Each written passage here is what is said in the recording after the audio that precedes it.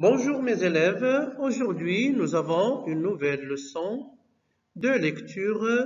On va lire un conte ancien de Russie cette fois, Le renard et l'ours. Le renard et l'ours, conte de Russie, Robert Giraud. Le renard et l'ours. Robert Giraud, extrait de 14 contes de Russie, copyright Flammarion Jeunesse, 2011, avec l'aimable autorisation des auteurs et de Flammarion.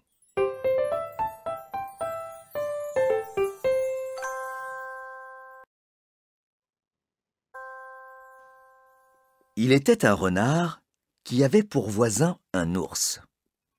Un beau jour, il vint le trouver et lui dit « Mishka, écoute-moi, j'ai une idée. »« Oh, je les connais, tes idées. Tu vas encore te moquer de moi. »« Ce n'est pas bien de penser ainsi du mal de moi, Mishka. Et puis, tu es tellement plus fort que moi que, si jamais il me prenait l'envie de te faire tort, tu n'aurais pas de mal à te venger. Alors, écoute-moi. Avec ta force et ma ruse, si nous nous unissons, nous pourrons facilement nous enrichir. Prenons un champ, labourons-le ensemble, ensemençons-le. Puis nous nous partagerons la récolte et chacun de nous vendra sa part au marché. Je sais que tu vas me rouler. Le renard prit un air fâché. Allons, Mishka, ce n'est pas gentil ce que tu dis là. Nous sommes deux bons camarades et je ne te... Nous partagerons la récolte en deux parts.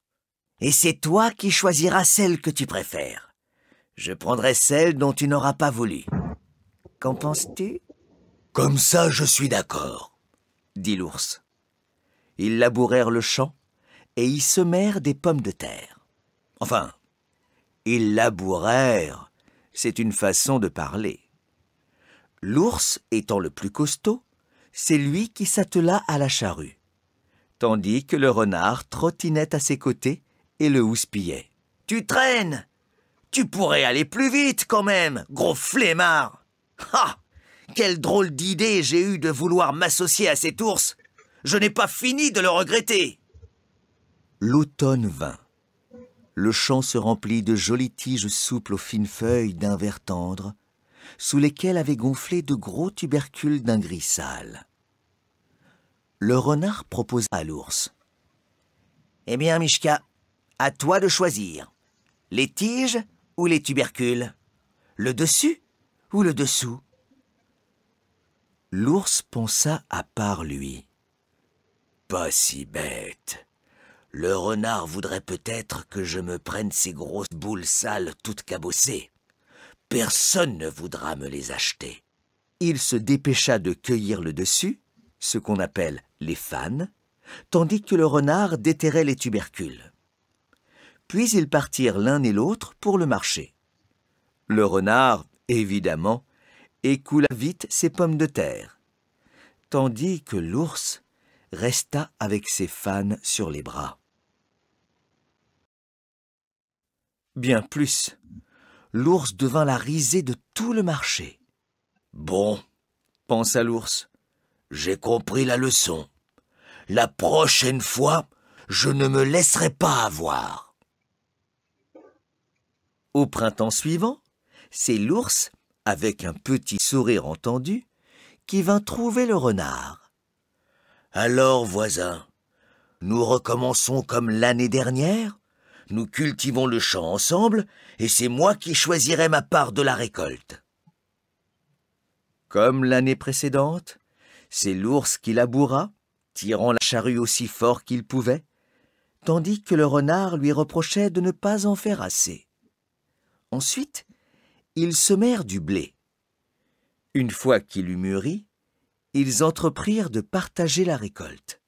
« Alors, Mishka, » demanda le renard, « à toi de choisir, le dessus ou le dessous ?»« Le dessous, bien sûr. »« Tu ne pourras pas dire que je t'ai empêché de faire ce que tu voulais, » remarqua innocemment le renard. Je me contente de ce que tu me laisses. Du blé et battit le grain, tandis que l'ours déterrait les racines. Inutile de vous raconter les éclats de rire qui accueillirent Mishka quand il arriva au marché. Tous les acheteurs se montraient l'ours du doigt. L'ours était fou de rage. « Ah, c'est comme ça !» dit-il au renard. « Tu vas me le payer, cher !» L'ours, confiant dans sa grosse voix, proposa au renard un concours de grognement. Celui qui grognerait le plus fort dévorerait l'autre. L'ours gonfla sa poitrine, ouvrit si grand sa gueule qu'il en ferma les yeux et lança un son tellement puissant qu'il s'assourdit lui-même. Le renard, se voyant sans surveillance, en profita pour se sauver. Un ours sait crier fort, mais un renard sait courir vite. Le nôtre, personne ne l'a encore rattrapé.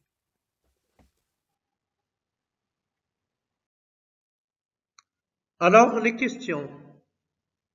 Première question. Renard et Mishka se connaissent-ils bien? Deuxième question.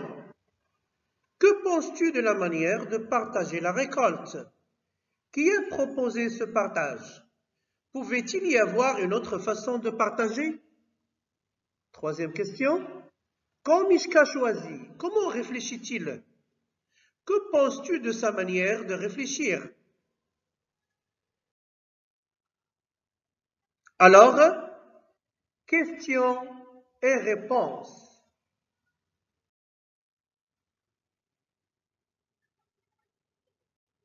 Première question, Renard et Mishka se connaissent-ils bien? Réponse. Oui, ils se connaissent bien. Ils sont des voisins. Deuxième question, que penses-tu de la manière de partager la récolte? Qui a proposé ce partage? Pouvait-il y avoir d'autres façons de partager? La réponse, la manière de partage est bizarre, elle est mauvaise. C'est l'ours qui a proposé ce partage. Oui, il y a d'autres façons de partager. On peut partager la récolte en deux par exemple. Troisième question. Quand Mishka choisit, comment réfléchit-il? Que penses-tu de sa manière de réfléchir? Réponse. Quand Mishka choisit, il réfléchit d'une mauvaise façon.